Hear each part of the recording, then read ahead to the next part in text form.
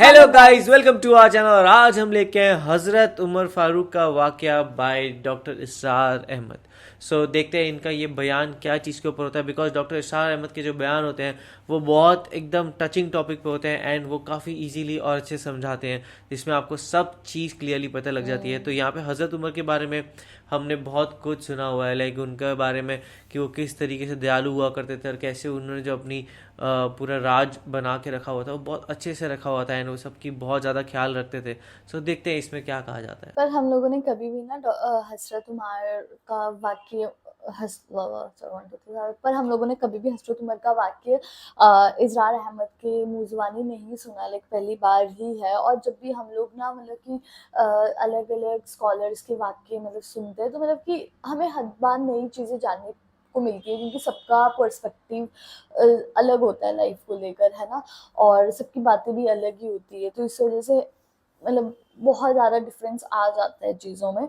और बाकी देखते हैं कि हजरत उमर का क्या वाक़या वो बताएगा। और हम सभी को पता है कि वो कितने अच्छे कितने बड़े वॉरियर थे, उन्होंने क्या क्या कर रखा है इस्लाम के लिए।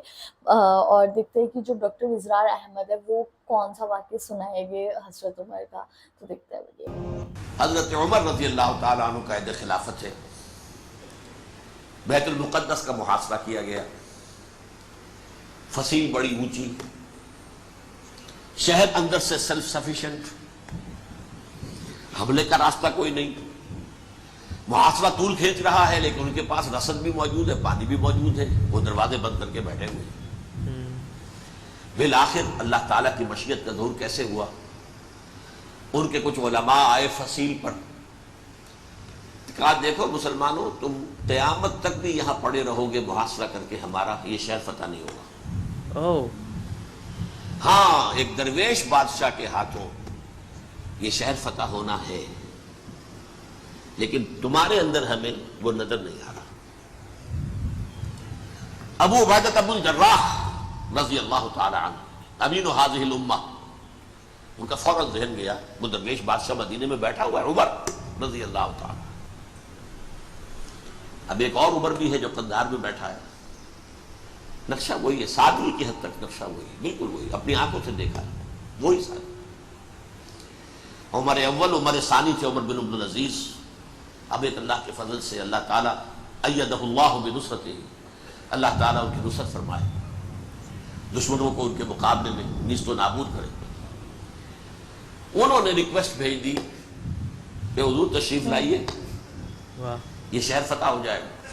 वो है सफर तारीखी, इतना तवील सफर, तकरीबन 700 मील, एक ऊंट, एक खादिम, एक मंजिल पे अमीरुल मोमिनीन ऊपर बैठे, खादिम आगे चल रहा है, अगली मंजिल पे खादिम ऊपर बैठा है, अमीरुल मोमिनीन आगे जा रहा है। वाह। और जब पहुंचे हैं तो वो बारी थी खादिम की, उसने हाथ जोड़ दिया, हुजूर खुदा के लिए तुम क्या कहेंगे, लोग वो मेरा बुरा हाल कर देंगे, तुम्हें शर्म नहीं आई, अमीरुल मोमिनीन पैदल आगे चल रहे हैं नुकेल पकड़कर, और तुम बैठे हो ऊपर विराजमान हो, खुद राजा नीचे चल रहे हैं। हजरत उमर फरमाया दौड़ो दौड़ो, नहीं बारी तुम्हारी है, बैठ। वाह। इस हाल में पहुंचे। और फिर ये कि अबू उबैदा तुम जर्राह आए हैं, इस्तेक़बाल किया है तो देखा है, इस हाल में चले आ रहे हैं, उमर नुकेल पकड़े हुए चले आ रहे हैं। और कहते हैं कि कहीं कीचड़ वीचड़ था, जूते खराब हो गए थे, वो भी उतार के हाथ में पकड़े हुए, कपड़े तो थे ही फटे हुए। उन्होंने कहा थी हजरत अबू उबैदा ने, देखिए ये बड़ा मुतमद्दिन मुल्क है, बड़ा मुहज़्ज़म इलाका है ये, आप जरा हुलिया अपना दुरुस्त फरमा ले, तब जाके पेश हम आपको करेंगे। आपने फरमाया नहनु कौमुन अअज़्ज़नल्लाहु बिल इस्लाम, हम वो कौम है जिन्हें अल्लाह ने इज्जत दी है इस्लाम के जरिए से, कपड़ों के जरिए से नहीं, दौलत के जरिए से नहीं। वाह। उसी हाल में गए हैं, ऊपर से उन्होंने खड़े होकर निशानियां देखी हैं, अपनी किताबें खोली, हाँ ये वही है, अच्छा लो जी सरेंडर, शहर तुम्हारे हाथ में है? खून का एक कतरा नहीं बहा और बैतुल मुक़द्दस फतह हुआ। कमाल। लेकिन उस वक्त हजरत उमर ने एक नरमी ये की कि यहूदियों के लिए भी इसे ओपन सिटी करार दे दिया। ये एहसान अजीम हजरत उमर का, इससे पहले यहूदी आ ही नहीं सकता था, दाखिल ही नहीं हो सकता था, वहां वो आकर विजिट नहीं कर सकता था, ज़ियारत नहीं कर सकता था अपने मुकद्दस मकामात की। हजरत उमर ने यूं समझिए कि तकरीबन 550 बरस के बाद ان کے لیے راستہ کھولا ہے کہ ہاں تم آ سکتے ہو، زیارت کر سکتے ہو، لیکن یہ عیسائیوں نے لکھوایا معاہدے کے اندر، انہیں یہاں آپ آباد ہونے کی اجازت نہیں دیں گے، لیکن کم وزٹ دی پلیسز، دیکھیں زیارتیں کریں اور جائیں، رہ نہیں سکتے. یہ معاہدہ حضرت عمر کا ہے رضی اللہ تعالیٰ عنہ، جو پھر خلافت راشدہ کے بعد بنو امیہ نے بھی اس کو آرڈر کیا، بنو عباس نے کیا، پھر جو ہمارے یہ ترکوں میں اندر خلافت آئی تو ترک خلفاء نے بھی اس معاہدے کی پوری پابندی کی. اوہ. فلسطین میں آ سکتے ہیں یہودی صرف زائرین کی حیثیت سے، وہاں آباد نہیں ہو سکتے. اب آئیے اگلا دور آیا حضرت عثمان کا دور خلافت.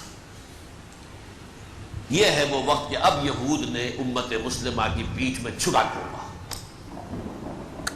وہ کیسے؟ ایک یہودی عبداللہ ابن سبا اسلام کا لبادہ اوڑھ کر آ گیا، اوہ. معاشرے کا جائزہ لے لیا. ان میں بنو ہاشم اور بنو امیہ میں جو پرانی کشاکش تھی اس کے کچھ نہ کچھ جراثیم باقی ہیں، اگر ان کو ذرا بھڑکا دے تو مسلمانوں میں انتشار پیدا ہوتا ہے. کہا یہ عثمان کون ہے؟ یہ تو بنو امیہ میں سے ہے، یہ حق تو بنو ہاشم کا ہے، خلافت ان کے پاس ہونی چاہیے، محمد کے تو رشتہ دار وہ ہیں صلی اللہ علیہ وسلم. عوام الناس کے اندر بات پھیلنی شروع ہوئی. پھر ایک بڑی سازش کے انداز میں حضرت عثمان کے خلاف پروپیگنڈا، حضرت عثمان کے جو عاملین تھے، گورنر تھے، ان کے خلاف پروپیگنڈا، اور ایسی ہوشیاری کرتے تھے کہ کوفے میں کوفے کے حاکم کے خلاف کچھ نہیں کہنا، اجی مصر میں یہ ہو رہا ہے، اجی شام میں یہ ہو رہا ہے، اجی یہ جو عثمان ہے وہ یہ کر رہا ہے، یہ ظلم ہو رہا ہے، یہ لوٹ مار ہو رہی ہے، یہ خیانتیں ہو رہی ہیں. اب نہ تو اس زمانے میں مینز آف کمیونیکیشن، کیسے تصدیق کریں؟ افواہیں تو آپ آج کراچی کے اندر شروع ہو جائے تو پتہ نہیں چل سکتا کسی کو کہ کیا اس میں صداقت ہے کیا جھوٹ ہے. اور بری بات جو ہے فطرت انسانی کی کمزوری ہے، وہ فوراً قبول کرتا ہے. صحیح بات ہے. کسی کے بارے میں اچھی بات ماننے کو تیار نہیں ہوتا، لیکن بری بات تو فوراً تیار. انسانوں کا ایسا ہی ہے. بہرحال یہ فتنہ انہوں نے اٹھایا، حضرت علی کی الوہیت کا فتنہ اٹھایا، حضرت عثمان کے خلاف الفتنۃ الکبریٰ برپا کیا. حضرت عثمان شہید ہوئے. اس کے بعد 5 برس تک مسلمان ایک دوسرے کی گردنیں کاٹتے رہے، باغی خانہ جنگی ہوئی. امت کو وہ زخم لگایا ہے جو آج تک جس سے خون رس رہا ہے.